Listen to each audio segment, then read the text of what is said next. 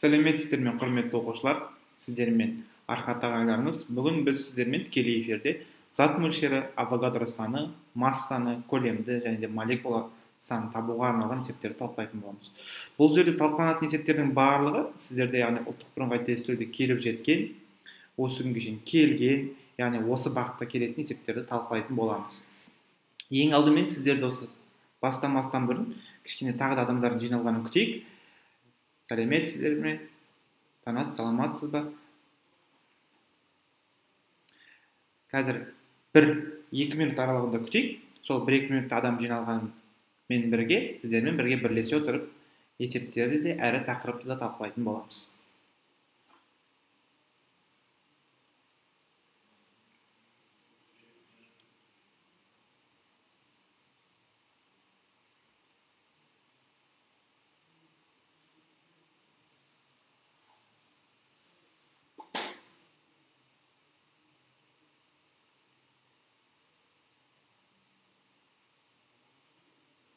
Құрметті қарап отырған оқушылар, сіздер қазірден бастап бос отырмай, өздеріңізбен бірге тікелей эфирдің алдында сіздер Менделеевтің кестесін қолдарыңызға алып алыңыздар. Өйткені сіздерге қазір есеп шығаруда көптеп пайдасы тиеді.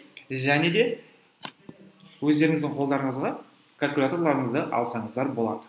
Өйткені есеп шығару барысында ұлттық бірыңғай тестілеудегідей форматта, яғни Менделеевтің кестесін пайдалана отырып, сонымен қатар калькуляторды пайдалана отырып, бірлесе отырып шығаратын боламыз.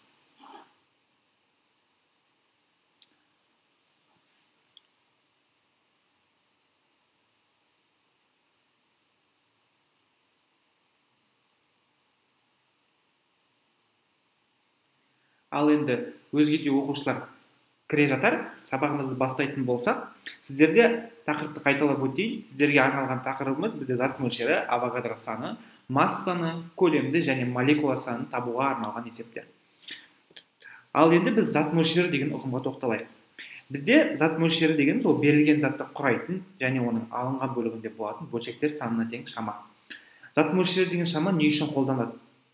Өйткені сіздер күнделікті көріп жүрген заттарыңызды кейбір заттарды санай алсаңыздар, кейбір заттарды санай алмайсыздар.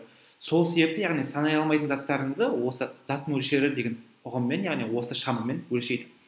Мысал ретінде қарайтын болсақ, сіздердің алдарыңызда мүмкін кітап тұрған шығар. Сол кітапты сіз 1 кітап, 2 кітап, 3 кітап деп санай аласыз. Ал мүмкін сіздер осы тікелей эфирді қарап отырып, тамақтанып жатқан шығарсыздар, может біреулеріңіз су ішіп жатқансыздар.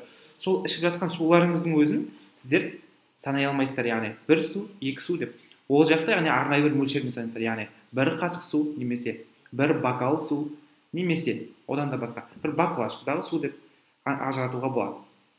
Мысал ретінде енді осындай суды сіздер қарап тұрсаңыздар, 1 қасық судың ішінде негізінен оны біз 18 мл су бар деп қарастыра аламыз. Сол 18 мл судың құрамында негізі дәл осы зат мөлшері негізінен сіздерде яғни оның құрамындағы моль саны 6,2 көбейтілген 10-ның 23 дәрежесіне тең болып кетті. Яғни оның артында, яғни 602 және де 21 нөлді санасаңыздар, сіздерде дәл осылайша негізгі судың моль саны шығады. Яғни 1 қасық судағы моль саны шығады. Яғни сол моль сандарын сіздер бір-бірлеп отырып санай алмайсыздар. Өйткені ол көптеген сандарға созылып кетеді. Дәл сондай заттарды санау үшін осы зат мөлшері деген ұғым енгізілген. Енді сіздер зат мөлшері деген ұғымның негізгі шаманың өлшем бірлігі бізде моль деп аталады. Ол мольдің негізгі мағынасын түсіндіретін болсам, ол сіздерде 6,2, яғни 10-ның 23 дәрежесінде көбейтілген молекулалар, атомдары немесе басқа да бөлшектер болатын зат мөлшерінің шамасын айтады. Негізінен сіздерде кез келген зат мөлшерімен, яғни бір затты берген кезде оны 1 моль деп қарастырасыздар. Сол зат мөлшерінің негізгі формулалары бар. Осы жағдай, яғни осы формулаларды қолдана отырып, сіздер негізінен болашақта ұлттық бірыңғай тестілеуде келетін есептердің барлығын талқылай аласыздар. Яғни сіздер осы көріп отырған формулаларыңыз арқылы ұлттық бірыңғай тестілеудің негізгі есептерінің барлығын шығарасыздар. Яғни осы 3 формула бір сөзбен айтқан кезде есептердің барлығында қолданылады. Ең бірінші формулаңызда ол сіздерде зат мөлшерінің негізгі белгіленуі оның ню деп белгіленеді. Оның бірінші формуласы ол бізде негізгі массаның малярлық массаға қатынасы. яғни сіздерде қараңыздар, белгілі бір заттың мысал ретінде алатын болсақ, сіздерде натрий хлориді.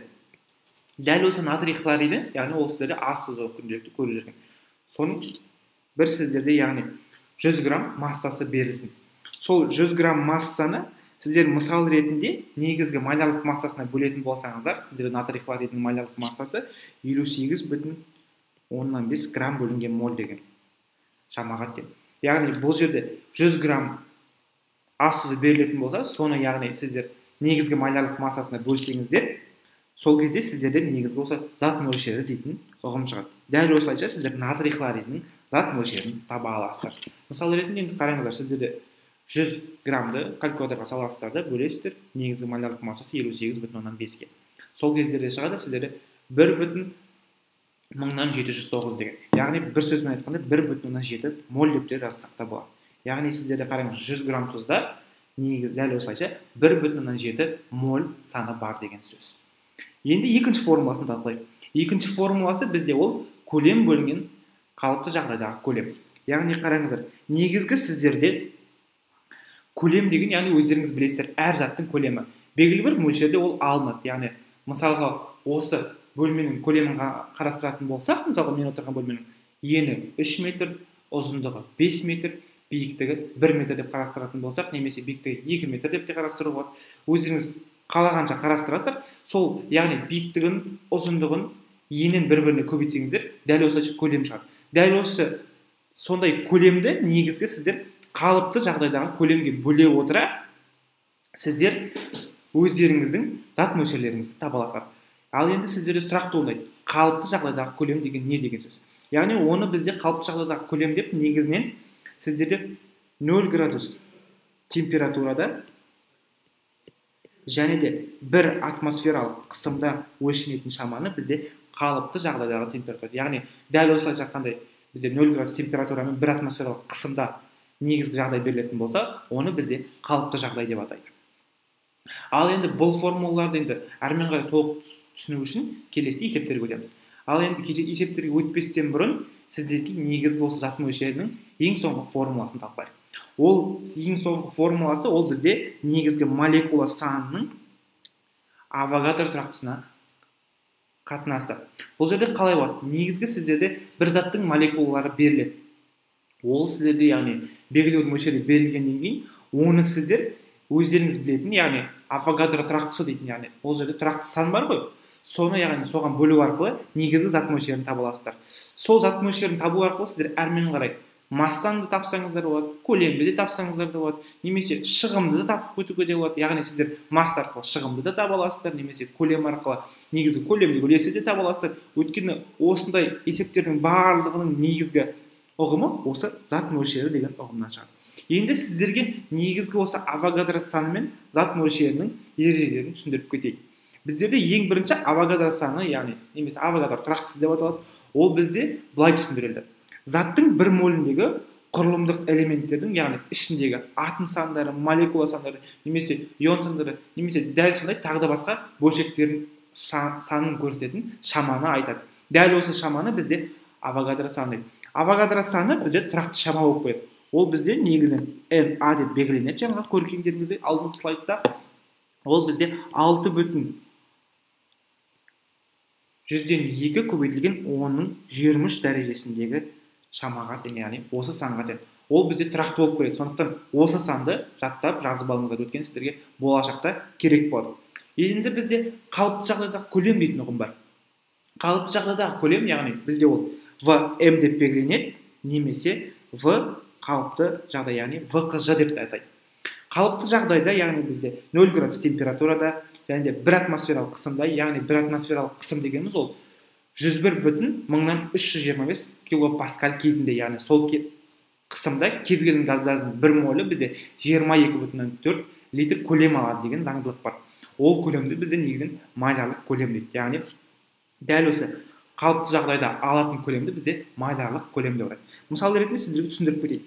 Кез келген газдар, яғни 1 моль кезінде, яғни сіздер білесіздер, қалыпты жағдайда газдардың барлығы В қалыпты жағдайдаңыз айттым жаңағыдай 22,4 литр бөлінген мольға тең. Яғни ол жерде сіздерде 22,4 литр бөлінген мольға тең қалыпты жағдайларыңыз, яғни кез келген газдың 1 молі болғасын, ол жерде де автоматты түрде қалыпты жағдайдағы көлемге зат мөлшері көбейтіліп, негізгі көлемдеріңіз жаңағы ережеде айтып өтілгендей 22,4 литрға тең болып келеді. Ал енді осы тақырыптарды толығымен түсіну үшін сіздер естеріңізді сақтау үшін негізгі формулаларды жазып алыңыздар. Дәл осы формулаларды жазу арқылы біздер есептерді шығаратын боламыз. Сіздермен бірлесе шығаратын есептеріміздің барлығы негізінен қазір бірте-бірте қиындай бастады. Яғни сіздер көп жұмыс жасаған сайын бұл формулаларды ең біріншіден есте сақтайсыздар. Одан кейін осы формулаларды қолдану арқылы есептердің қиыншылығын да, яғни қиын есептерді оңай жолмен де шығарамыз, және де оңай есептерді шығару арқылы сіздер негізгі осы өтіп жатқан теориямыздың барлығын толығымен түсініп алатын боласыздар. Ал енді бірінші есебімізге тоқталайық. Бірінші есебімізді айтады: массасы 34 грамм аммиактың зат мөлшері дейді. Сіздерде зат мөлшерінің негізгі бірінші формуласы бойынша жазайық. Бұл бізде ұлттық бірыңғай тестілеуде келген, сондықтан дұрыстап тұрып мән беріңіздер. Бұл есепті қалай шығарасыздар? Сіздерде негізінен зат мөлшерінің формуласы бар. Сіздер ең бірінші формуласы масса бөлінген малярлық масса, яғни мольдік негізгі массаны мольдік массаға немесе малярлық масса деп атайды. Соған бөлесіздер, негізгі зат мөлшерін тауып аласыздар. Бұл жерде қалай? Сіздерде енді малярлық массаны табу үшін ең алдымен аммиактың формуласын білу керек. Ол аммиактың формуласы сіздерде енді осы күнге шейін досы Дармонлан платформасының сабағында бізде негізгі азоттың қосылыстары және де аммиак деген бір бөлек тақырып бар. Сол жақта формуланы көрсеңіздер, немесе осы кезге дейін сіздер 9-шы сыныпта, 10-шы сыныпта оқыған боларсыздар. Осы аммиак деген затымыз, ол бізде NH3 деген формулаға жатады. Осы заттың сіздер негізгі берілген массасын, яғни сіздер есеп бойынша 34 грамм берілген ғой, соны аласыздар да малярлық массасына бөлесіздер. Малярлық массасы бізде неге тең? Яғни қараңыздар, аммиак молекуласы негізінен ол бір азот атомынан және де 3 сутек атомынан тұрады. Сол атомдардың, яғни Менделеевтің периодтық кестесіндегі атомдық массалардың қосындысынан шыққан негізгі молекулалық массасы дәл осы малярлық массаға тең болып келеді. Яғни сіздердің малярлық массаларыңыз немесе мольдік масса деп келетін ұғымдарыңыз осы жалпылама МР-леріңізге тең, яғни молекулалық массаларыңызға тең деп қарастырылады. Енді қараңыздар, сіздерде негізгі малярлық массаны табатын болсаңыздар, жаңағы айтып өткендей аммиактікі NH3-теріңіз, сіздерде бір азот атомы сіздерде Менделеевтің периодтық кестесіне қарасаңыздар, ол сіздерде негізінен 5-ші топта орналасқан. Ол жерде атомдық массасы 14-ге тең. Одан кейін сіздерде сутектің атомдық массасын өздеріңіз де білесіздер, негізінен ол 1-ге тең. Сол 1-ге тең болғасын, яғни бізде негізінен осы аммиактың құрамында 3 сутек атомы бар ғой. 3 сутек атомы болғасын, сіздерде автоматты түрде ол бірлеріңіз 3-ге көбейтіледі. Дәл осылайша сіздерде енді теңдікті аласыздар, яғни 14 қосылған 3 көбейтілген 1 деген. Ол жерде сіздерде көбейту амалы математика заңдылығы бойынша бірінші орын алады, яғни 14-ке 3-ті қосасыздар. Сол кезде сіздерде негізінен 17 деген сан шығады. Осы 17-нің енді қараңыздар, негізгі сіздерде молекулалық массаларыңызда, яғни МР-ларыңызда сіздерде өлшембірлік болмайды. Бұл жерде біз мольдік массаны тауып жатырмыз. Бұл жерде мольдік масса болғасын, яғни малярлық масса деп атайды, мольдік масса деп атайды, онда өлшембірлік болады. Ол бізде 17 грамм бөлінген моль. Бір ерекшелігі осыда. Осыған дұрыстап тұрып мән беріңіздер. Өйткені сіздер осы кезде бастап, қазірден бастап химияда енді негізгі есептер шығару барысында әртүрлі тесттарда байқайсыздар, яғни берілген жауабына қарап отырып, сіздер негізгі өлшембірлігіне қарап отырып, қандай затты табу керек екенін түсіне аласыздар. Ол бір. Одан кейін сіздер болашақта университетке түскеннен кейін сіздер медицинаға түсіңіздер, немесе химия пәні бойынша, биология пәні бойынша техникалық мамандықтарға түсіңіздер, барлықтарыңыз бәрібір, яғни қайда оқысаңыздар да химия пәні оқып кетесіздер. Химия, биология таңдаған студенттердің барлығы.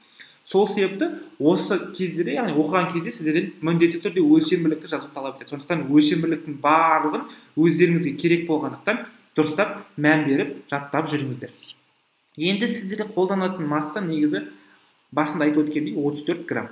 Сол 34 граммдарыңызды аласыздар да негізгі 17 грамм бөлінген мольға бөлесіздер. Сіздерде енді шыққан 17 грамм бөлінген мольға бөлген кезде ең алдымен сандық мәнді есептей алыңыз, яғни 34-ті 17-ге бөлесіздер, сіздерде 2 деген шығады. Енді шығатын өлшембірлікке мән берейік.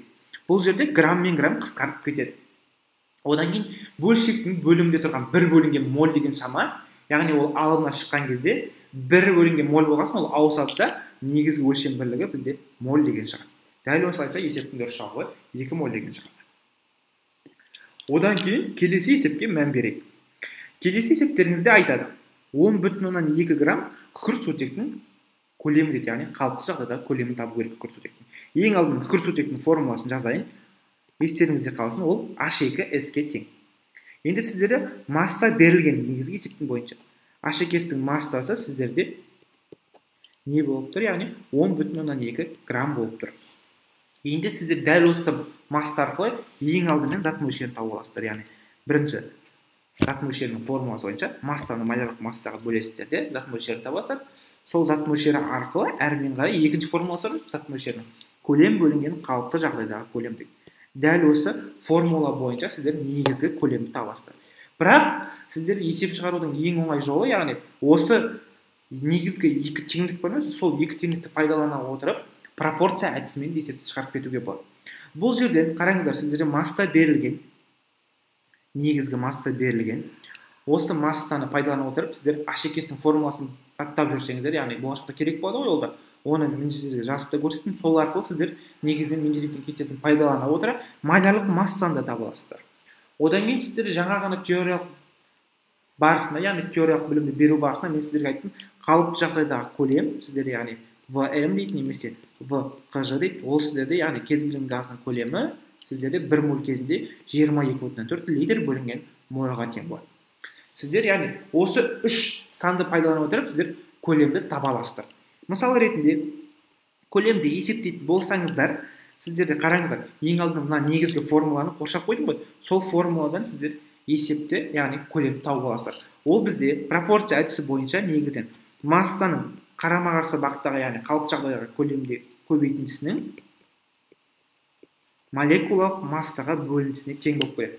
Енді дәл осылайша сіздер берілген шамалардың барлығын орындарына қойып шығасыздар. Бірақ орындарына қоймастан бұрын сіздер өздеріңізге керекті малярлық массаны есептеп алыңыздар, яғни H2S-тікін. Бұл жерде H2S, яғни күкірт сутектеріңіз негізгі екі сутек атомынан және де бір күкірт атомынан тұрады.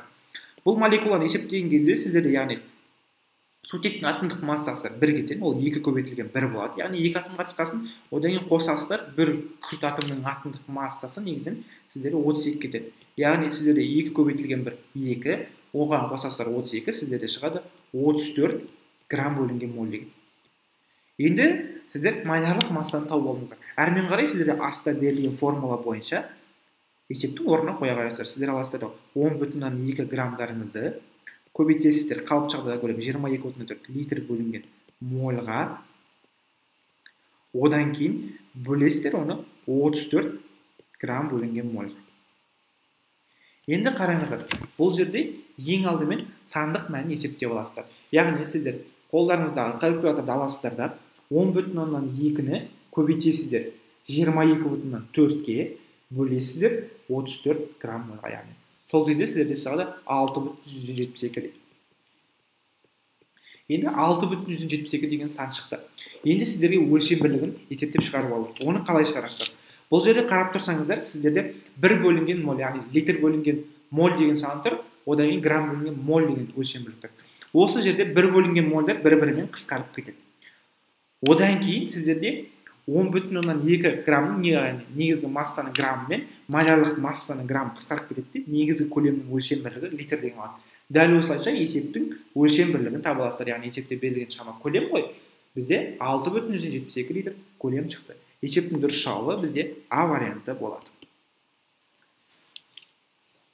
Одан кейінгі есептеріңіз айтады 1,6 грамм күкірттегі зат мөлшері дейді. Сіздерде енді негізгі масса берілгесін автоматты түрде зат мөлшерінің формуласын жазасыздар. Ол сіздерде масса бөлінген негізгі малярлық масса. Бұл жерде енді тек қана күкірт атомы берілген, оның да яғни атомдық массасы сіздерде малярлық массаға тең болып келеді, тек қана күкірттікі берілгесін. Сол себепті күкірттің малярлық массасын есептейтін болсаңыздар, яғни 1S сіздерде шығады 32 грамм бөлінген моль. Сіздер аласыздар негізгі берілген массаларыңызды, яғни 1,6 граммдарыңызды бөлесіздер 32 грамм бөлінген мольға. Сол кезде сіздерде грамм мен грамм қысқарады, негізгі моль деген өлшем бірлік шығады. Ал енді 1,6-32 бөлген кезде сіздерде шығады 0,5 деген сан. Яғни есептің жауабы бізде моль өлшем бірлігі шыққасын 0,5 моль болады. Яғни жауабы дұрыс жауап болады. Одан кейінгі есептеріңіз 5 моль күкірт қышқылының массасы дейді. Сіздерде енді бұл жерде кері есептеліп тұр. Яғни сіздерде негізінен зат мөлшері беріліп тұр. Ол сіздерде 5 мольға тең. Зат мөлшерінің негізгі, яғни массаға қатысты формуласы бар. Ол сіздерде нешеге қалай болады? Яғни ньютон болады, масса бөлінген малярлық масса. Сіздерде есептің жауабы бойынша массаны сұрап тұр. Енді бұл жерде массаны өрнектеп шығаратын болсаңыздар, ол сіздерде зат мөлшері мен малярлық массаны көбейтіндісі болып шығады. Енді сіздерге малярлық массаны табу керек. Малярлық массаны табу үшін негізгі күкірт қышқылының формуласы керек. Оны мен осы Дарвин платформасының сабағында, яғни қышқылдар тақырыбында айтып өткен болатынмын. Қышқылдың формуласы, яғни күкірт қышқылдың формуласы, ол сіздерде H2SO4 кетеді. Бұл жерден сіздерде 2 сутек атомы, 1 күкірт атомы және де 4 оттек атомынан тұрып тұр, иә? Енді қараңыздар, дәл осылайша сіздер оңай әдіспен малярлық массасын, яғни таба аласыздар күкірт қышқылының, яғни H2SO4-тің. Бұл жерде 2 сутек атомы болсын, ол 2 көбейтілген 1 болады. 1 күкірт атомы ол сіздерде 32-ге тең. Одан кейін сіздер 1 оттек атомы ол 16-ға тең, яғни атомдық массасы 16. Менделеевтің кестесінен көрсеңіздер. Енді одан кейін сіздер 4 оттек қатысқасын, ол 4 көбейтіледі 16-ға. Енді сіздерде математикадағы заңдылық бойынша көбейту амалдарын бірінші орындасаңыздар, сіздерде 2 деген шығады. 2-ге қосасыздар, яғни мына шыққан 32-леріңізді 34 деген шығады. Одан кейін 4 көбейтілген 16 64. 34-ке 64 қосқанда сіздерде шығады 98 грамм бөлінген моль деген малярлық масса шығады. Әрмен қарай өздеріңізге берілген негізгі 5 моль зат мөлшерлеріңізді көбейтесіздер дәл осы шыққан 98 грамм моль малярлық массаларыңызға. Сол кезде қарап тұрсаңыздар, сіздерде енді бірінші сандық мәнді орындап алайық. Массаларыңыз сол кезде енді 5-ті 98-ге көбейткенде сіздерде шығады 490 деген.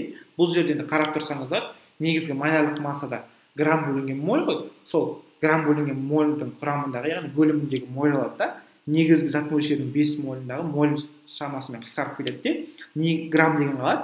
Сол кезде массаның өлшем бірлігі грамм деген шығады. Бұнда есептің жауабы 490 грамм деген шығады.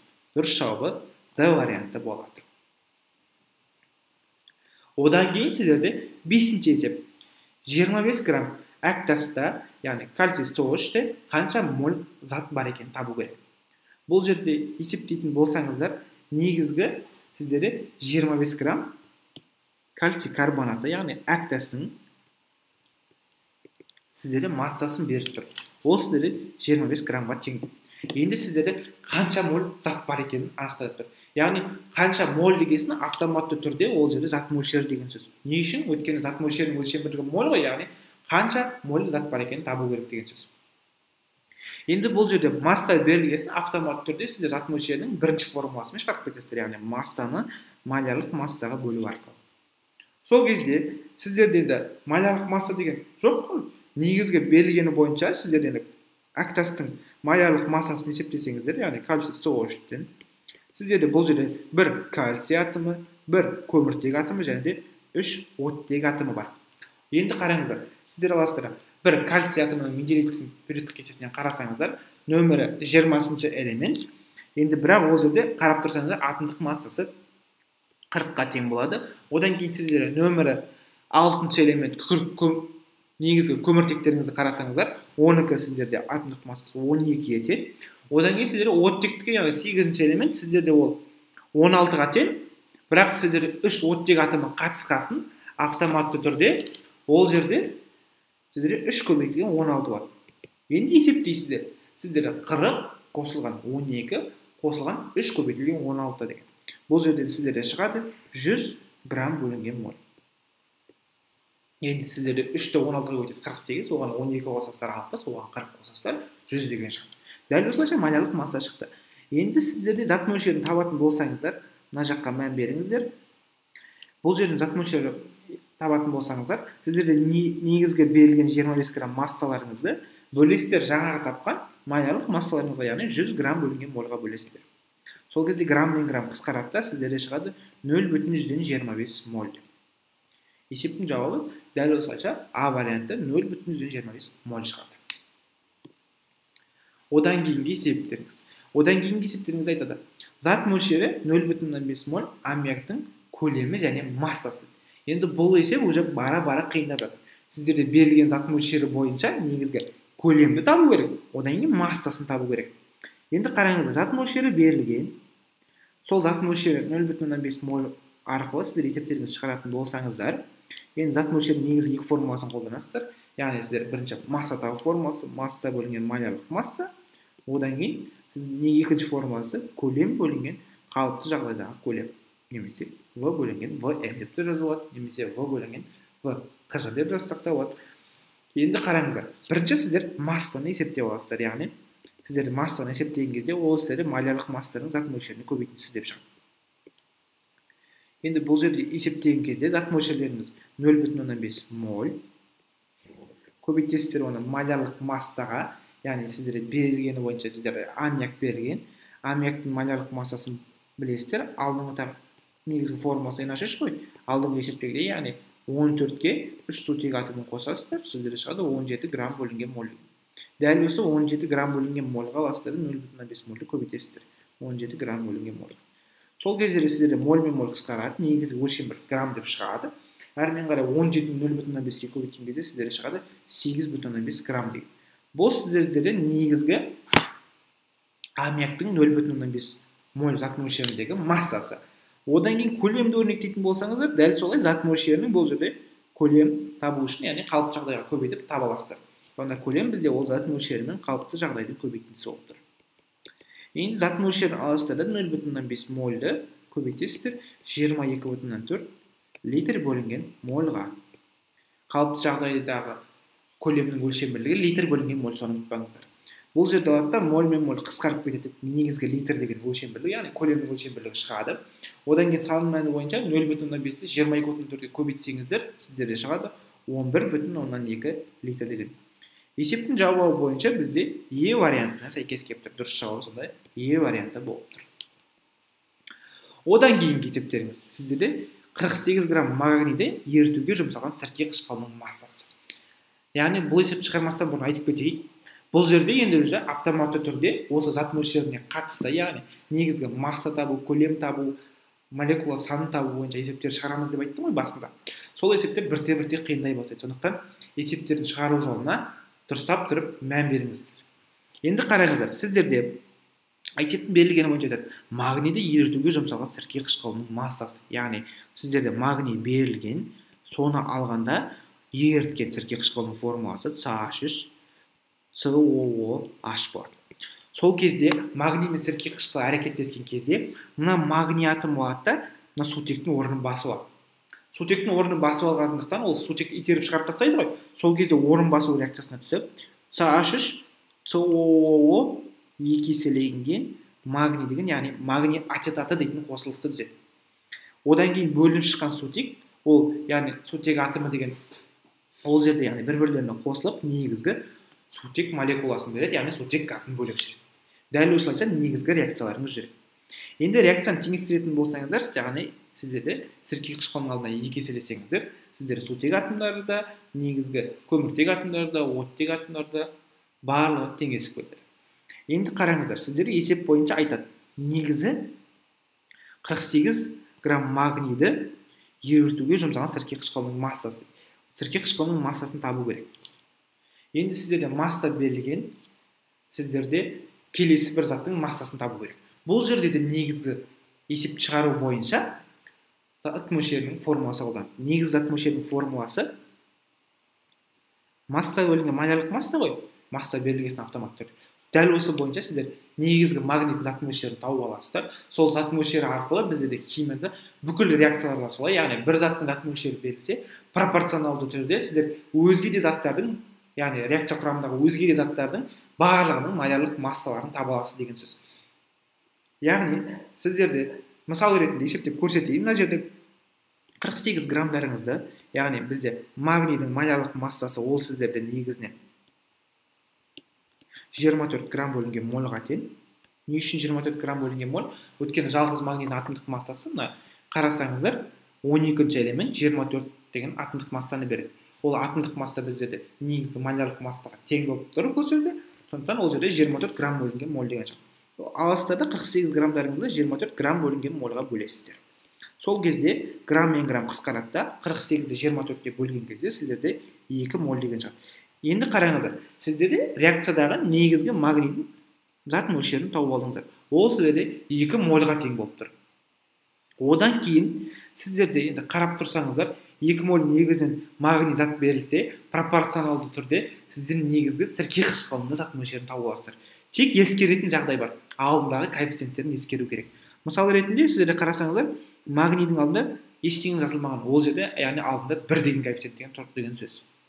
Ол жерде яғни магний 1 моль болса, магнийдің 1 мольда сірке қышқылының алдында 2 деген коэффициент тұр, ол 2 моль деген сөз. Яғни қараңыздар, магнийдің 1 моль, яғни магнийдің алдындағы 1 мольында 2 моль дейсіздер де, яғни оның алдындағы сірке қышқылының алдындағы 2 коэффициентпен 2 еселенеді де, ол сіздерде 2 моль болып кетеді.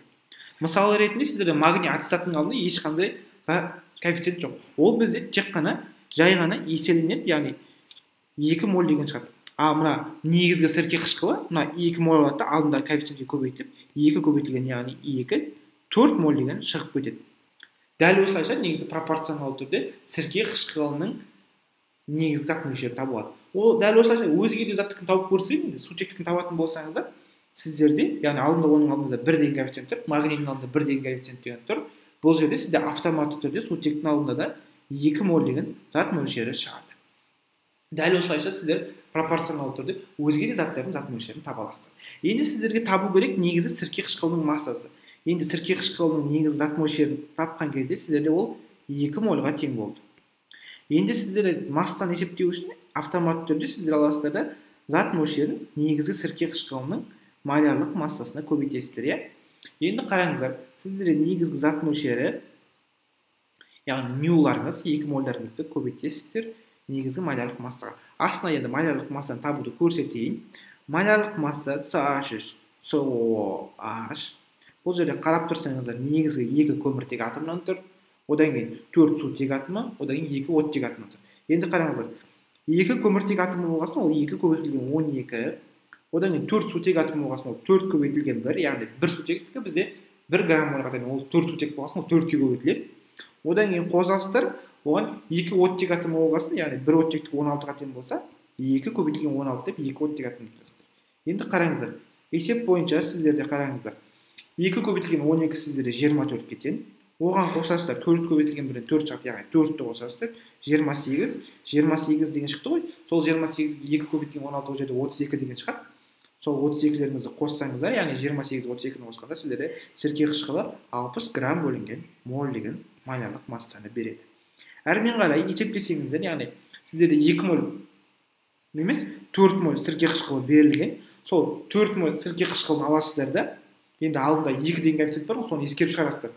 Яғни 2 моль деген ол 2-ге көбейтіліп 4 моль болады да, сол 4 мольді аласыздар да 60 грамм бөлінген мольға көбейтесіздер. Сол кездерде сізде шығады, енді 60-ты 4-ке көбейткенде 240 деген шығады. Шығатын өлшем бірлік бұл жерде моль мен моль қысқарады да, 240 грамм деген шығады. Дұрыс жауабы А варианты болады. Одан кейін екінші есепке тоқталатын болсақ, сіздерде айтады. Негізгі 40 грамм мыстың эквиваленті сульфаты бар ерітіндіге 16 грамм темір ұнтағын қосқанда түзілген мыстың массасы дейді. Бұл жерде қарап тұрсаңыздар, негізгі купрум сульфатымен, яғни мыстың эквиваленті сульфатымен темір бір-біріне реакцияға түскенде, мына темір негізгі мыстың орнын басып алған, яғни сульфаттың құрамындағы мыстың орнын басып, яғни мысты итеріп шығып, өзі темір сульфатын түзіп алған, ферромесотөртті және де негізгі мысты бөліп шыққан. Дәл осылайша реакцияны шығып тұр. Енді қараңыздар. Бұл реакцияда қарап тұрсаңыздар, сіздерде негізінен берілген заттардың есеп бойынша сұрап тұр, яғни 40 грамм мыс сульфаты және 16 грамм темір ұнтағы дейді. Енді түсірілген мыстың массасын табу керек, x грамм. Енді қараңыздар, бұл массаны табу барысында қалай табасыздар? Бұл жерде де дәл солай негізгі зат мөлшерінің формуласын қолданасыздар. Яғни масса бөлінген малярлық масса. Бұл жерде аласыздар да 40 граммды негізгенде мыс сульфатының малярлық массасына бөлесіздер. Бастапта сіздер 40 грамм мыс сульфаты берілген, соған бөлесіздер, яғни купрум СО4 сіздерде 64 грамм негізгі атомдық массасын қарасаңыздар, сіздерде 63 бүтін мыстікі негізінен қарап тұрсаңыздар былай жазылады.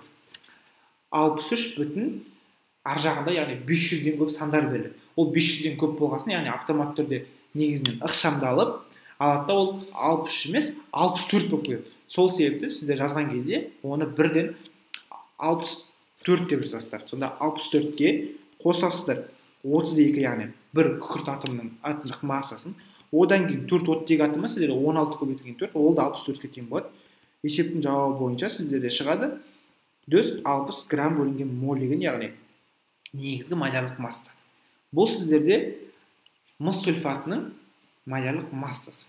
Енді дәл осы малярлық масса бойынша мыс сульфатын есептейтін болсаңыздар, сіздер аласыздар 160 грамм негізгі енді берілген 40 граммдарыңызды, мына жерде 40 граммдарыңызды бөлесіздер 160 грамм бөлінген мольға. Бұл жерде грамм мен грамм қысқарады, сіздерде шығады 0,25 моль деген. Бұл сіздерде енді мыс сульфатынікі 0,25 моль.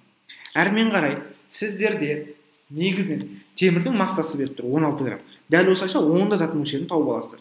Енді темір сіздерде автомат түрде малярлық массасы темірдікі 56-ға тең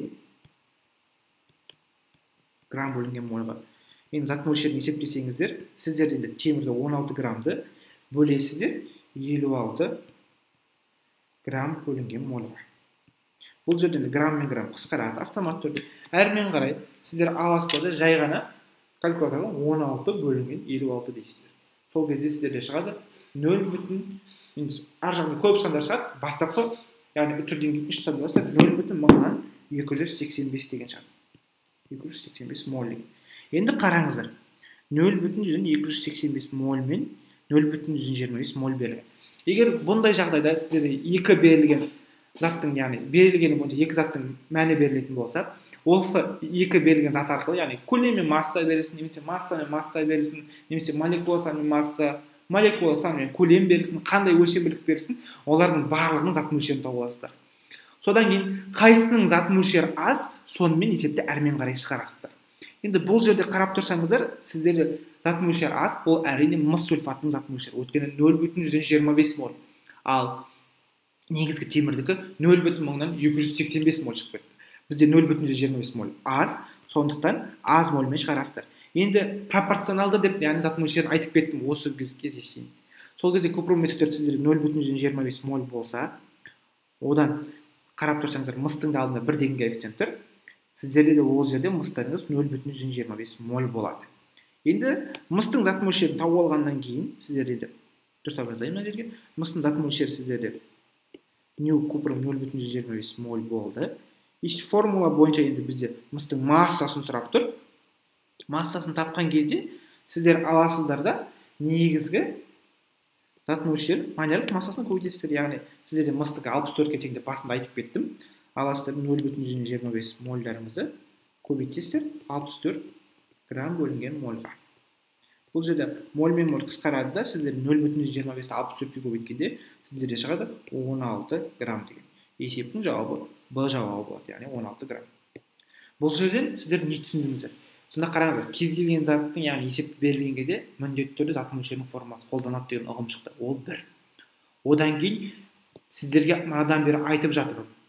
Есептің жауабы бойынша, енді есептеген кезде бір заттың зат мөлшері, екіншісі, яғни бір заттың зат мөлшері берілетін болса, қалған реакциядағы заттардың зат мөлшерін таба аласыздар деп. Дәл осылайша сіздер негізгі, яғни берілген заттарыңыздың барлығын, яғни зат мөлшерін тапсаңдар, олардың да массасын да таба аласыздар, негізгі көлемдерін де таба аласыздар ғой. Дәл осылайша есептеріңізді шығарып кете аласыздар. Сондықтан ұмытпаңыздар, зат мөлшерін бір заттікі өзге заттікіне пропорционалды түрде табуға болады. Соны міндетті түрде еске түсіріп жүріңіздер. Не себепті бұны айтып жатырмын? Өйткені осы кезге шейін сіздерде, яғни сіздердің алдыңыздағы поколениеде, яғни калькуляторды қолдануға рұқсат берді.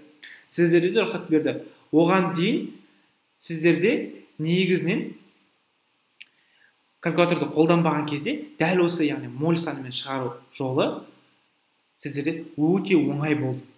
Яғни дәл осылайша сіздер калькуляторды қолданбай-ақ тез-тез есептеп тастауға болады. Сіздер енді осылайша оңай жолмен шығара аласыздар. Сондықтан соған толықтай мән беріңіздер. Ағай жай айтасыз. Хорошо, сіз үшін жай түсіндірейін. Негізгі енді айтып өтетін келесі есебімізге мән берейік. Сол есептерде сіздер жаңағы менің айтқандарымның барлығын толық түсінетін боласыздар. Енді келесі есебімізді айтады. 9-шы есебімізде 134,4 литр ацетиленді триммерлеген кезде түзілетін бензолдың массасы. Уже біз автоматты түрде, яғни реакциясының да қиынына кеттік. Өйткені басында сіздер биорганикамен шығарып бердіңіздер, уже автоматты түрде органикаға өтіп кеттіңіздер. Сіздерде енді ацетилен деген қосылыс берілген. Оның формуласы негізінен С2H2. Оны триммерлеген кезде бізде автоматты түрде бензол түзіледі. С6H6, яғни тұйықталған ароматты көмірсутектеріміз. Триммерлеу деген ол үш еселеу деген сөз, яғни үш еселеу арқылы сіздер бензолды ала аласыздар. Енді сіздерде негізгі ацетиленнің, яғни несі берілген, көлемі берілген.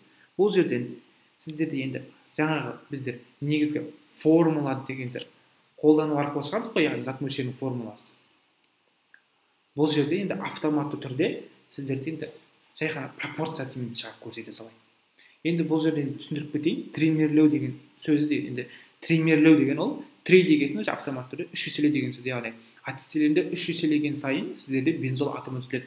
Ол сіздерден негізгі осы органикалық химияда ароматты көмірсутектің алу жолында, яғни арендерді алу жолында толығымен түсіндірілген. 11-ші сынып химиясы қазір Аяжан сізде үйіңізде міндетті түрде болу керек. Өйткені сіз 11-ші сынып оқып жатсаңыз, сол жақтан сіздер арендер деген тақырыпта, яғни арендер, ароматты көмірсутектер, бензол деген тақырып бар.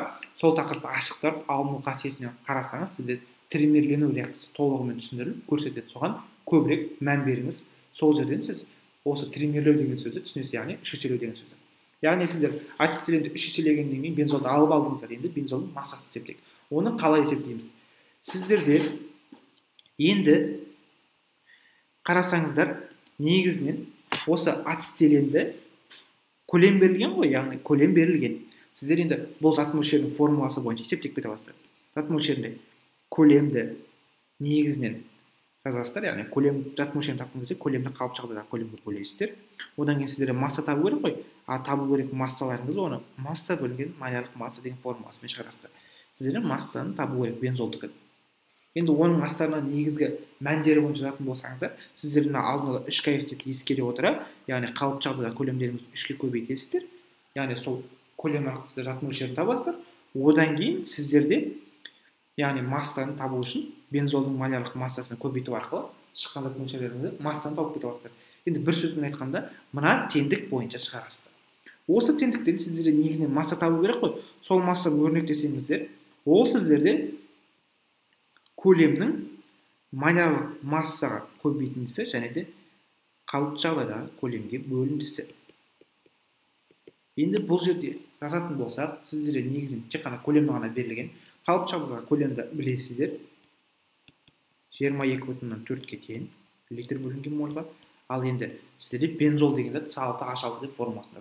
Оның малярлық массасын есептейтін болсақ, С6H6-ны сіздерде бензол атомда 6 көміртек атомы және 6 сутек атомы бар, яғни 6 көбейтілген 12 қосылған 6 көбейтілген 1. Сіздерде 6-ның 12 көбейтілген 72 деген шығады.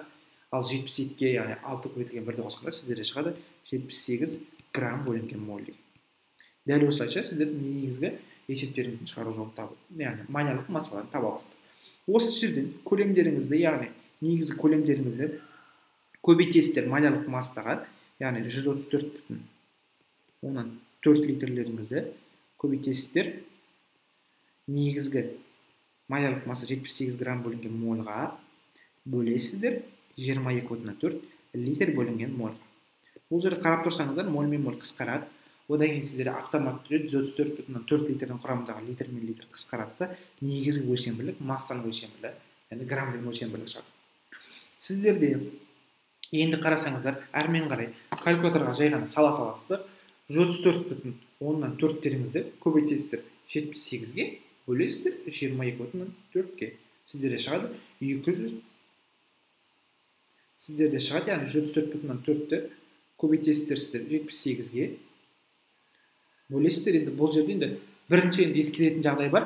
Басында айттым, 3 көбейтілген В қалыпты жағдай деп, яғни сіздерде 3 көбейтілген көлем деген болады. Сіздер аласыздар, оны бөлесіздер 3 көбейтілген 22,4 67,2-ге.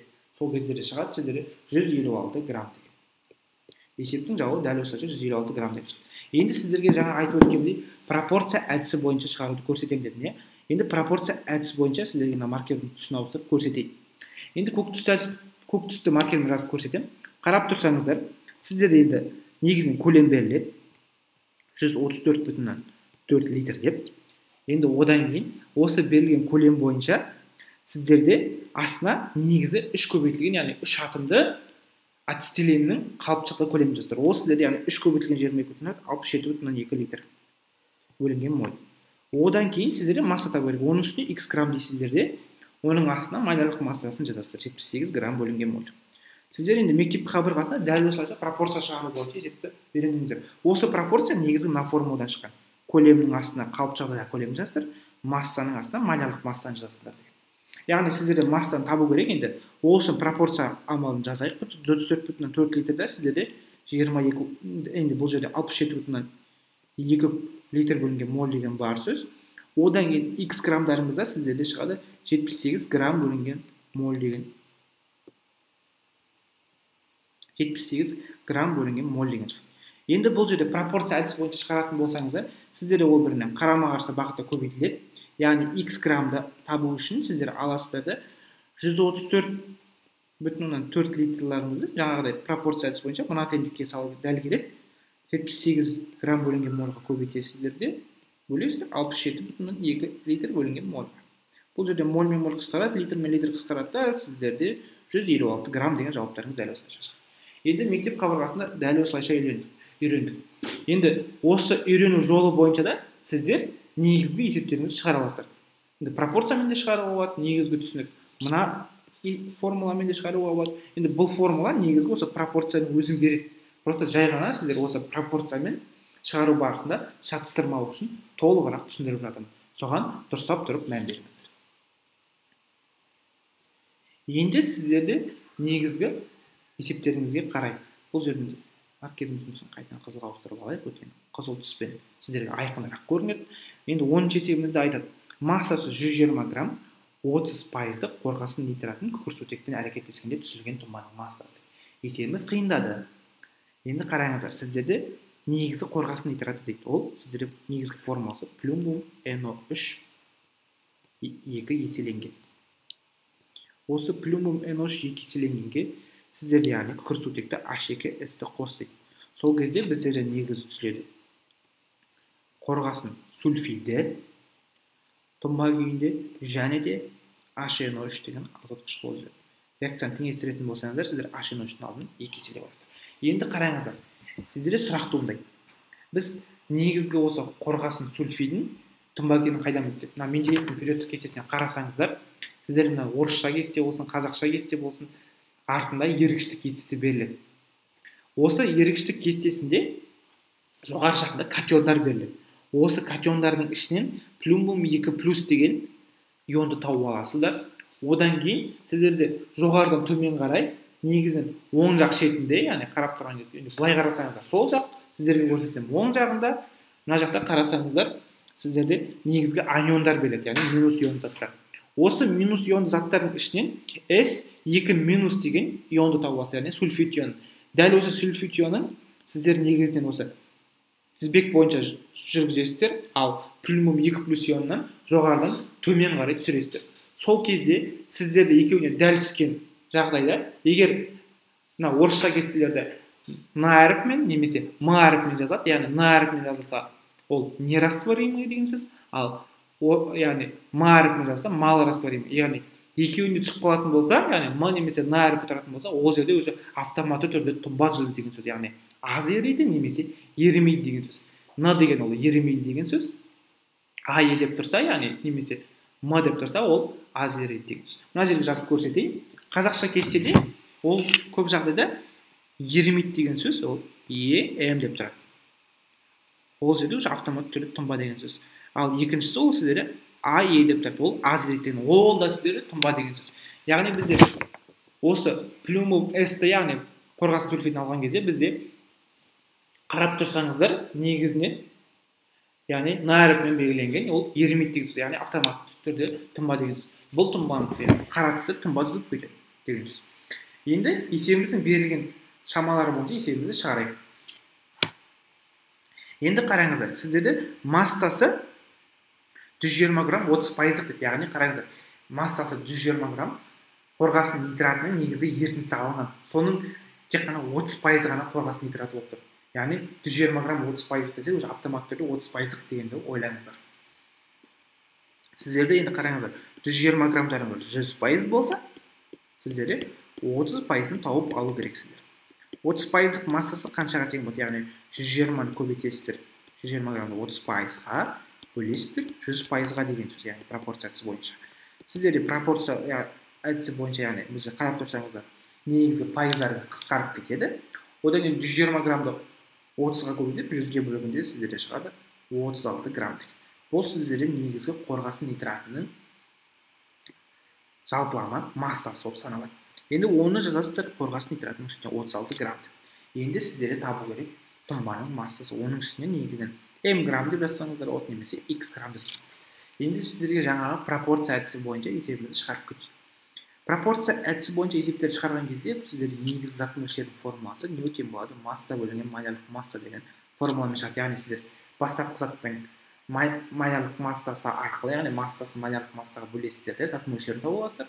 Сол зат мөлшері арқылы қорғасын сульфидінің зат мөлшерін тауып аласыздар, яғни сонымен есепті шығарып кетесіздер. Бірақ оны бір жолмен есептемей ақ сіздер пропорция әдісін қолданып шығарып кетуге де болады.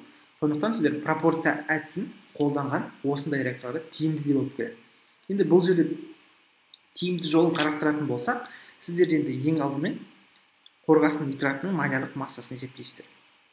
Не себепті? Ол өткен сол арқылы сіздер есебінің негізгі жолы шығады. Қорғасын нитратыныкін есептесеңіздер, плюс NO3 2 еселенген малярлық массасы. Бұл жерде бір қорғасын атомы, яғни қарап тұрсаңыздар, сіздерде Менделеевтің кестесінде қорғасын сіздерде төменгі жақта берілген. Ол сіздерде 208-ге тең болады. Негізінен 207 деп те қарастыруға болады, бірақ көп жағдайда 208 немесе 207 деген жағдай қиыншылықтар туындайды. Бірақ мына кестеде енді сіздерге көрсетейін, 207-мен көрсетілген. Осы 207-мен де шығарып кетсек. Енді бұл кестедегі мәнін шығаратын болсақ, сіздерден 207 деп ала берейік қорғасындарыңызды. Одан кейін сіздерде NO3 2 еселенген деп тұр. Осыған міндетті түрде мән беріңіздер. Өйткені малярлық масса есептеу барысында көптеген оқушылар осы жерден қате жібереді. Яғни 2 еселенген кезде немесе 3 еселенген кезде олар алады да осы еселеу барысында, яғни осы 2 еселеніп тұр ғой, NO3 ионы, NO3 минус ион. Олар алады тек қана оттекті еселеп қояды, немесе азотты еселеп қояды. Ол жақта бірақ толық есептеу. Бірінші сол себепті сыртындағы 2 еселенген деген жазыңыз. Ол 2 көбейтілген деген сөз. Одан кейін жақшаларыңызды ашыңыздар. Ішінде бір азот атомы болған 14 дейсіздер де, одан кейін 3 көбейтілген 16 дейсіздер. Өткен жақшаның ішінде бізде оттек атомы бар, 3 оттек атом. Дәл осылайша жақшаны жауып есептейсіздер. Енді математиканың заңдылығы бойынша сіздер жақшаны бірінші есептейсіздер. 14-ге қосасыздар 48-ді. Бұл жерде сіздерде шығады 62 деген. 62-ні 2-ге көбейткенде сіздерде шығады 124 деген, яғни жақшаның сыртында 2 көбейтесіздер. Одан 124 шығып тұр. 124-ге аласыздар да қосасыздар сіздер 207-ні. Бұл жерде шығады сіздерде 331 грамм бөлінген моль. Яғни сіздерде негізгі қорғасын нитратының, яғни малярлық массасы 331 грамм бөлінген моль деген шығады. Одан кейін сіздерде негізгі плюмум S, яғни қорғасын сульфидінің малярлық массасын есептесеңіздер, сіздерде қорғасын сульфидін есептеуіміз бойынша, яғни қорғасын 207-ге тең, қосасыздар оған бір күкірт атомы, яғни 32-ні сіздерде шығады 239 грамм бөлінген моль деген. Енді бұл жерде автоматты түрде пропорция бойынша жазайық. Сіздерде енді жазған кезде, мына жақта 36 граммда 331 грамм бөлінген моль болса, ал x граммда сіздерде 239 грамм бөлінген моль болады.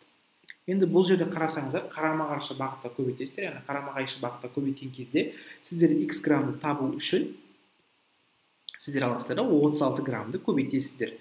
239 грамм бөлінген мольға бөлесіздер 331 грамм бөлінген мольға. Бұл жерде өлшем бірліктер бойынша грамм бөлінген моль мен грамм бөлінген моль автоматты түрде қысқарып кетеді. Әрмен қарай сіздер аласыздар да негізгі тапқан массаларыңыз, яғни 36 граммдарыңызды көбейтесіздер 239-ға, бөлесіздер 331-ге. Сіздерде шығады 25,99 деген масса. Бұл грамм деген шықты. Бірақ 25,99 ол шамамен 26 грамм деген сөз. Онда есептің жауабы сіздерде, яғни ықшамдалып 26 грамм деген Б жауабына сәйкес келеді. Есептің дұрыс жауабы Б жауабы. Енді бұл жерде негізгі заңдылық бойынша зат мөлшерінің формуласы бойынша есеп шығарылады. Бірақ сіздерде ескеретін жағдай пропорция әдісінде біліп жүрген дұрыс. Не себепті? Өйткені осы әдістермен де есептерді шығара аласыздар. Одан кейінгі есептеріңіз айтады, сіздерде ағзада 1 моль глюкоза тотыққанда түзілген СО2 және H2O, яғни көмірқышқыл газы мен судағы молекула санын табу. Сіздерде зат мөлшерінің негізгі формулаларының бірі, яғни молекула санына қатысты формуласы есептелді. Енді осы есеп ұлттық бірыңғай тестілеуде келген есеп, болашақта келіп қалуы да мүмкін, қайталанып, сондықтан толығырақ мән беріңіздер. Бұл жерде айтады, глюкоза тотыққанда дейді, яғни глюкоза тотықса, ол сіздер С6, H12, O6 бірден жазып алыңыздар реакциясын. Ол оттекте тотыққан кезде әрқашан оттекті органикалық қосылыстар, яғни оттекті органикалық қосылыстар немесе көмірсутектер оттекте тотығатын болса, сіздерде көмірқышқыл газы СО2 мен негізгі су молекуласын береді. Бұл жерде енді теңестіретін болсаңыздар, бұл реакцияны сіздерде негізін көміртек атомдарының теңестіру үшін, яғни бастапқыда сіздерде 6, реакция соңында 6 болып керек қой, сол үшін СО2-ның алдына 6 еселейсіздер. Одан кейін сутек атомдары 12-де 2 болып тұрғасын, H2O-ның алдын 2 еселеу арқылы сіздер, яғни 2 еселеп 6 қоясыздар. Ол жерде яғни 2-ні 6-ға көбейтесіздер де, автоматты түрде еселеніп ол 12-ге тең болады. Сол екі жақта 12-де 12 болып реакцияларыңыз толығымен теңеседі, яғни сутек атомдары. Одан кейін оттек атомдарын санасаңыз, оттек атомдары сіздерде бастапқы жағдайда сіздерде 8 болып тұрды, ал реакция өнімі жағында СО2-ның құрамында 12 болса, судың құрамында 6 болып тұр. Екеуі қосылып 18 деп болады. Яғни 18-де 8 деген теңеспей қалды ғой.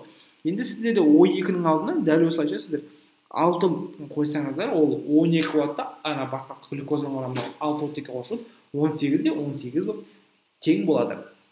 Енді қараңыздар. Сіздер 1 моль глюкоза берілген. 1 моль глюкоза берілгесін мен сіздерге айттым. Яғни бір заттың зат мөлшері берілсе, сіздерде негізгі басқа да заттың зат мөлшерімен есепті шығарып кетуге болады деп. Яғни СО2-інде бойынша, яғни табатын болсаңыздар, 1 мольдарыңыз 6 еселеніп, алдындағы коэффициентпен олатта 6 көбейтілген 1, яғни 6 моль дегенді береді. Дәл осылайша сіздерде H2O-ларыңызда алдындағы коэффициентіне ескеріліп, сіздерде де ол жерде 6 моль деген шығады. Енді қараңыздар, сіздерде 6 мольда 6 моль деп негізгі сұрап тұрған су мен көмірқышқыл газының сіздер зат мөлшерлерін тауып алыңыздар. Енді зат мөлшерінің негізгі формуласы бойынша молекула санына қатысты, яғни молекула санын Авогадро тұрақтысына бөлесіздер. Енді бұл жерден молекула санын есептеген кезде зат мөлшері сіздерде негізін СО2-ні есептейік бірінші, СО2 деп жазып қояйын алдына. Ол жерде сіздерде яғни 6 мольды аласыздар да көбейтесіздер 6,2 көбейтілген 10-ның 23 дәрежесіне. Сіздерде шығады сонда 36,12 көбейтілген 10-ның 23 дәрежесі деген. Одан кейін сіздерде енді H2O-нікін есептейік, судікін. Енді қараңыздар, бұл жерде негізгі 10-ның молекула санын есептесеңіздер, бұл жерде дәл солай 6 мольдарыңызда негізгі зат мөлшерін көбейтесіздер 6,2 көбейтілген 10-ның 23 дәрежесіне. Көбейтесіздер екеуін бір-біріне, сол кезде сіздерде шығады 36,12 көбейтілген 10-ның 23 дәрежесі деген. Енді қараңыздар, бұнда есептердің бір ғана, яғни қиыншылық жолдары бар. Қиыншылық жолы десек те болады, немесе құйтырқы жолы деп айтсақ болады. Яғни хитрость дейді ғой, бір сөзбен айтқан кезде орысша айтатын болса. Енді бұл жердің хитрості, бұл жерде дәрежелердің бір-бірімен ойнату. Яғни қараңыздар, бірінші жауапта сіздерде мынандай жауаптар тұрады: 36,12 көбейтілген 10-ның 23 дәрежесі, одан кейін 36,12 көбейтілген 10-ның 23 дәрежесі, H2O дейтін. Енді одан кейін сіздерде ұлттық бірыңғай тестілеуде 3 жауап болады ғой. Есептердің біреуінің ішінде, яғни мына 36,12-ның құрамындағы аты 10-ға бөледі де, сол бөлінген 10-ды алады да, мына бастапқы көбейтіліп тұрған 10-ның 23 дәрежесіне қосылып, ол 10-ның 24 дәрежесін береді де, сіздерде 3,62 көбейтілген 10-ның 24 дәрежесі деген дұрыс жауапқа тұрып қалуы мүмкін. Немесе мынандай жауапты тұрып қалуы мүмкін. 361,2 көбейтілген 10-ның 22 дәрежесі деген тұрып қалуы. Бұл да дұрыс жауап болады. Жай ғана бұл жерде ондар арқылы рөлмен тұр, яғни үтірді алға қарай итеріп немесе кейін қарай итеріп ойнап тұр. Сондықтан бұндай есептерді бірден осындай кезге мән беріңіздер. Не себепті мен 3 жауапты көрсеттім. Осындай 3 жауап сіздерді қайталанып отырады. Сондықтан сіздер бастапқы 36,12 шықты деп бірден белгілеп тастамаңыздар. Есептің жауаптарына дұрыстап тұрып мән беріңіздер. Сол кезде сіздер есептің дұрыс жауаптарын таба аласыздар. Одан кейінгі есептеріңіз. Сіздерде 240 грамм мыс оксидін толығымен мысқа айналдыру үшін қажет сутектің зат мөлшері. Енді бұл жерде қараңыздар, сіздерде мыс оксиді ол купрум ол сутекпен әрекеттеседі, яғни тотықсызданып негізгі мысқа айналады. Мыс оксиді купрум және де сутек өзінің құрамына оттекті қосып алып су молекуласын түзеді.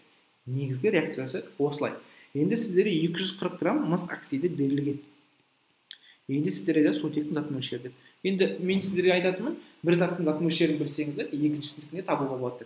Дәл осылайша сіздерде зат мөлшерін тапқан кезде, аласыздар масса берілген массаны малярлық массаға бөлесіздер.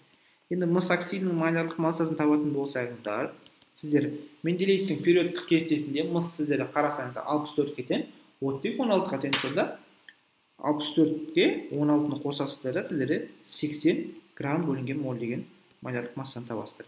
Берілген негізгі 240 грамм массаларыңызды бөлесіздер 80 грамм бөлінген молға. Бұл жерде грамм мен грамм қысқарады да, 240 граммды 80-ге бөлген кездері сіздерде шығады 3 деген шығады. Ал зат мөлшері 1 бөлінген мол, ол бөлшектің алымына шыққан кезде математикалық жолмен, яғни сіздерде жай ғана мол деген шығады. Сонда есептің 3 мол деген шығады. Енді сіздерде берілгені бойынша енді таптыңыздар мыс оксидінің 3 мол екен. Енді реакцияда барлығы теңесіп тұр, барлығының алдында коэффициенттері 1 деп тұр. Сондықтан, яғни мыс оксиді 3 мол болса, сутекте сіздерде 3 мол болады.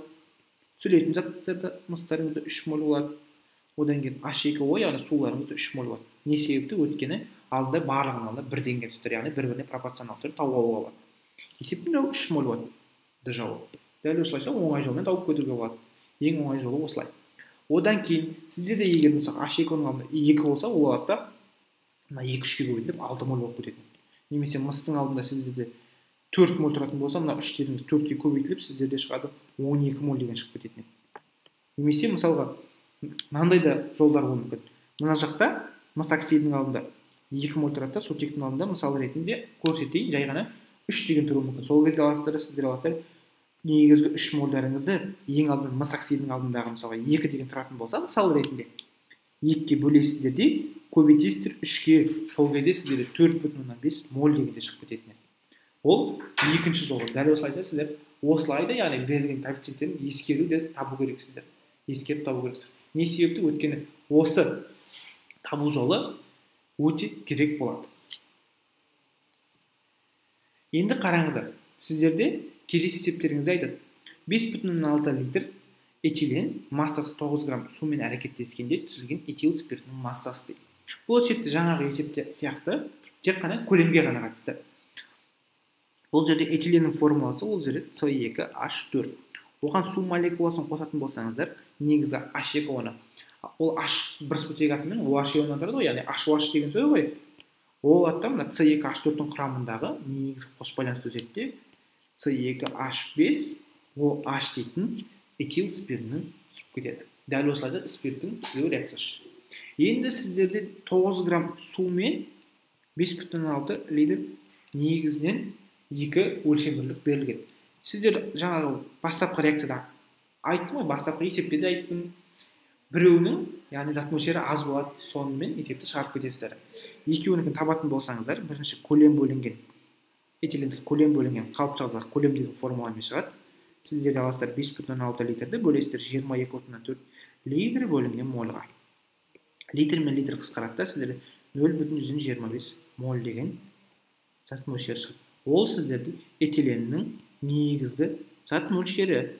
Одан кейін сіздер судыкін табатын болсаңыздар, ол жерде зат мөлшері формуласы бойынша массаны майлярлық массаға бөле қоясыздар. Сонда судікі сіздер негізінен 2 сутек атымен 1 оттегі, яғни 18 грамм бөлінген моль деп қарастырсаңыздар, 9 граммды аласыздар да 18 грамм мольға бөлесіздер, сіздерде шығады 0,5 моль деген. Енді қараңыздар, 0,5 моль екен бе, 0,25 моль екен бе? Автомат түрде сіздерде 0,5 моль үлкен. Сондықтан бізде 0,25 аз болғандықтан осы 0,25 пен шығарып кетесіздер. Енді этил спиртінің массасын табу үшін пропорциямен де шығарсаңыздар да болады, яғни оны. Бірақ сіздерде зат мөлшері берілгендіктен осы зат мөлшерін әрмен қарай шығарып кетіңіздер. Не үшін таптыңыз зат мөлшері аз?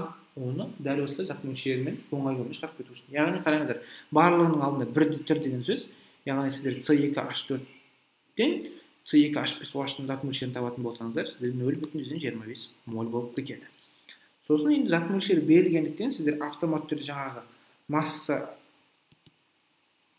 массасын табу үшін сіздер аласыздар, ол зат мөлшерін маялық масса көбейтіп, негізгі массасын тауып көтесіздер.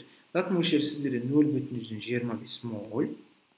Енді маялық массасын есепте көрсетейін. Жоғары жаққа мән беріңіздер. Маялық масса С2H5OH-тікі көрсететін болсам, сіздерде бұл жерде 2 көміртек атомы, 6 сутек атомы және 1 оттек атомы бар. Енді сіздерде қарап тұрсаңыз, 2 көміртек атомы 2 көбейтілген 12, қосасыздар 6 көбейтілген 1, яғни 6 сутек атомы, одан кейін 1 16 оттек атомы. Енді қараңыздар, сіздерде шығады, енді бұл жерде есептесеңіздер 24 қосылған 6 қосылған 16 сіздерде шығады 46 грамм бөлінген моль деген. Шыққан 46 грамм бөлінген моль деген сіздер маялық массаны аласыздар, мына жақтағы негізгі 0,25 моль зат мөлшерін көбейте қоясыздар. Сонда 46 грамм бөлінген моль көбейтсеңіздер, сіздерде негізінен қарап тұрсаңыздар, моль мен моль қысқарып кететін негізгі массаның өлшем бірлігі қалады. Әрмен қарай дәл осы калькуляторға 0,25-теріңізді көбейтесіздер 46-ға, сол кезде сіздерде шығады 11,5 деген масса. Есептің жауабы дәл осылайша 11,5 Д вариантына сәйкес келеді. Енді бұл жерде негізгі түсінік бойынша формуланы қолдану керек, ал бұндай есептер ұлттық бірыңғай тестілеуде көптеп кездеседі. Сіздерде қарап тұрсаңыздар, негізгі шығару жолы бойынша зат мөлшерінің қайсысы аз, сонымен шығарып кетесіздер. Енді мына жерде Аружан Әбдіқадырдың сұрағы тұр екен, 0,25 моль қайдан шықты? Бірінші сіздер негізгі берілген этиленнің көлемі арқылы 0,25 моль зат мөлшерін тауып аласыздар. Одан кейін мен сіздерге айттым, зат мөлшері бір-біріне пропорционалды, яғни біреуінікін тапсаңыздар, екіншісінікін таба аласыздар. Дәл осылайша сол 0,25 моль бойынша негізгі алдындағы коэффициенттерін ескеріп, этил спиртінікі табатын болсаңыз, ол да сіздерде 0,25 моль болады. Өйткені алдарында екеуінде де 1 деген коэффициент тұр. Сондықтан ол 0,25 моль болады. Енді сол зат мөлшерге тең болғандықтан сіздер әрмен қарай сіздер оны жай ғана негізгі маялық массасын көбейту арқылы массасын таба аласыздар. Сол кезде массасы 11,5 шыға салады. Негізгі түсінік осындай. Енді келесі есепке тоқталайық. Келесі есеп айтады, 48 грамм магний хлормен әрекеттескенде түзілген тұзды дейді, калий сілтісімен өңдегенде түзілген тұнбаның массасы. Енді бұл жерде автомат түрде 2 реакция қолданып тұр. Осы кезде осы жаңа Аружанның сұрағына керемет жауап болады. Не себепті? Өйткені зат мөлшерін қолдану арқылы есепті шығарып кетеді. Енді қараңыздар, біріншісінде магний сіздерде жай ғана хлормен әрекеттесіп, хлор 2-мен сіздерде магний хлоридін түзген, яғни магний хлор 2 дегенді. Одан кейін түзілген осы тұздарыңыз, магний хлор 2-леріңіз сіздерде негізгі калий сілтісімен реакцияға түседі, яғни калий OH-пен реакцияға түседі де, сіздерде магний OH 2 еселенген деген қосылысы және де калий хлоридін реакцияны теңестіретін болсаңыздар, калий OH-ның алдына 2 қоясыз, содан кейін калий хлоридың алдына 2 қоясыз, реакцияны теңестіреді. Бұл жерде түсіліп тұрған тұнба, ол жерде әрине магний гидроксиді. Өйткені мына ерікіштік кестеден қарасаңыздар, магний катионы мен OH иондарын сәйкестендіретін болсаңыздар, сіздерде Em деген әріп немесе N деген әріп, N деген әріп деп айтсақ та болады. Ол жерде ол ерімек деген сөз, автомат түрде ол тұнба деген сөз. Енді әрмен қарай есепті шығаратын болсақ, сіздерде айтады, басында 48 грамм магний берілген екен. Енді сол магний арқылы сіздер зат мөлшерін тауып аласыздар магний. магнийдің зат мөлшерін табу үшін былай жазайын, бірден зат мөлшері магний деп. Сіздерде негізгі берілген 48 граммдарыңызды малярлық массасы магнийдікі ол 24-ке тең. Өйткені атомдық массасы 24-ке тең. Сіздерде автомат түрде оның да малярлық массасы 24-ке тең болады. 48 граммды бөлесіздер 24 грамм бөлінген мольға. Сол кезде сіздерде грамм мен грамм қысқарады да, сіздерде магнийдің зат мөлшері 2 моль деген шығар. Енді магнийларыңыз 2 моль. Алдындағы коэффициенттерін ескеріп, біз енді түзілген тұзды табамыз керекпіз ғой, малярлық массасын. Енді малярлық массасын қолданып массасын да табуға болады, сол бойынша есеп шығарып. Бірақ ол бойынша есептесеңіздер, пропорцияға салып, калькуляторға шығарып, есепті сіздер қиналып кетесіздер. Ол уақытта жоғалтасыздар. Ұлттық бірыңғай тестілеуде сізге уақыт та керек, есептің оңай жолы да керек. Енді дәл осы 2 моль, сіздерде магнийде 2 моль болатын болса, яғни пропорционал түрде магний хлоридте алдындағы бір түрғасын, ол да 2 моль болады. Дәл осылайша магний хлоридінің зат мөлшерін тауып аласыздар. Егер бірінші реакцияда алынған тұзыңыздың зат мөлшері 2 моль болса, ол екінші реакцияда өзгермейді. Ол да 2 моль болып тұрады екінші реакцияңызда. Дәл осылайша есебіңіз шығады. Одан кейін сіздер түзілген тұнбаның алдында 1 деген тұр. Мысалы, мына жерде де магний OH-тарыңызда сізде 2 моль болып кетеді. Енді дәл осылайша магний OH 2 еселенген, яғни магний гидроксидте сіздерде автоматты түрде 2 болып кетеді. Сонда зат мөлшерін тауып алғаннан кейін сіздер автоматты түрде ең оңай жол массаның берілгені бойынша есеп шығарып кете аласыздар. Яғни массаны табу үшін аласыздар, зат мөлшерін көбейтесіздер малярлық массаға. Сіздерде малярлық масса магний гидроксидінікі магний OH 2 еселенгендікі табатын болсаңыздар 24-ті қосасыздар.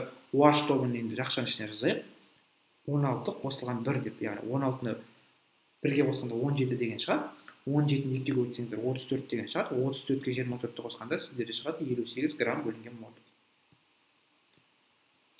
Дәл осы 58 грамм бөлінген мольдарыңызды сіздер 2 моль зат мөлшерін аласыздар.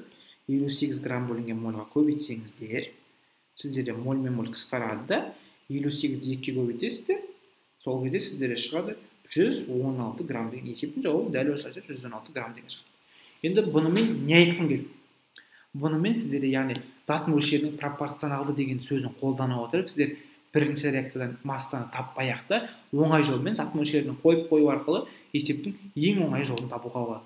Сондықтан шығару барысында осы зат мөлшері пропорционалды, яғни бір заттікі берілсе екінші заттікіні табу арқылы есепті оңай әрі тиімді жолмен шығаруға. Соны ұмытпаңыздар. Енді сіздерде сол бір KZ деген сұрағы бар екен, эфир сақталады ма? Эфир әрине сақталады. Болғаннан кейін осы эфирді қайта көріп шықсаңыздар да болады. Егер менің айтып жатқан сөздерім түсініксіз болып, оны қайта-қайта, яғни асықпай қарап түсініп алсаңыздар да болады. Енді біз есептеріміздің соңғысына көшейік. Бізде 15-ші есебімізді айтады. 4,6 грамм қаныққан бір атомды спирт натриймен әрекеттескенде 1,12 литр сутек қалыпты жағдайда бөлінген спирттің малярлық массасы. Осы кезге шейін біздер қараған есептеріміздің барлығы ең бірінші массаға қатысты болды. Не себепті? Өйткені ұлттық бірыңғай тестілеуде бүкіл есеп, яғни бүкіл дегенде, яғни берілген 100% есептің бір 70%, яғни чисто есептердің ішінен бізде тек қана массаға ғана беріледі. Шығынға да беріледі, ол жақта да, бірақ шығын табу үшін ол жақта массаны қолдану керек. Одан кейін көлемге де беріледі, басында масса беріледі, яғни көп жағдайда масса беріледі. Одан кейінгі табу жолы бізде көлемді береді. Ол көлемге қатысты бір 2-3 есеп қана болатын шығар. Әрмен қарай сіздерде, яғни арасына бір қиындық келтіретін, яғни заттың формуласын табу, малярлық массасын табу. Яғни сіздерде негізгі малярлық массаға табуға қатысты есепте осы тақырыпқа кіретіндіктен, қазір біз осы тақырыптың есебін шығаратын боламыз. Енді қараңыздар.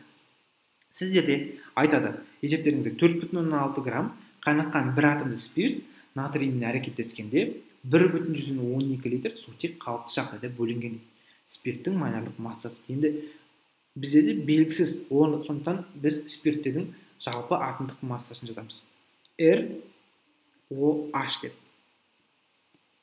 Енді осы бір атомды спиртіміз белгісіз болғандықтан, оны біз металл натриймен әрекеттескен кезде, бізде ол спирттің құрамындағы сутектің орнына натрий басып алады да, бізде RO натрий дейтін, яғни негізгі зат түсіп кетеді, одан кейін сутек газы бөлінеді, H2 деген. Теңестіретін болсаңыздар, сіздерде негізгі натриймен әрекеттескен спирттен түсірілген заттың алдына 2 қоясыздар, одан кейін натрийдің алдына 2 қоясыздар, содан кейін ROH-тың алдына 2 қоясыздар.